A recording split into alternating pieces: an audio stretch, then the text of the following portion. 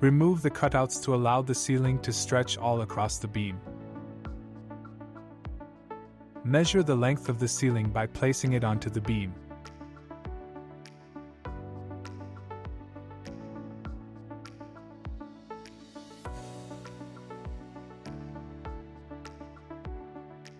Once you know how much you need, cut it.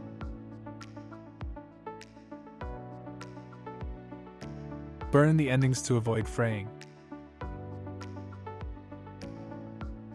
Put the brush holder into place and clamp the ceiling between the beam and the holder. The brush must fit tightly to the wheel without too much friction. Use self-drilling screws to fasten the brush holder to the beam. Both the brush holder and the beam has pre-drilled holes.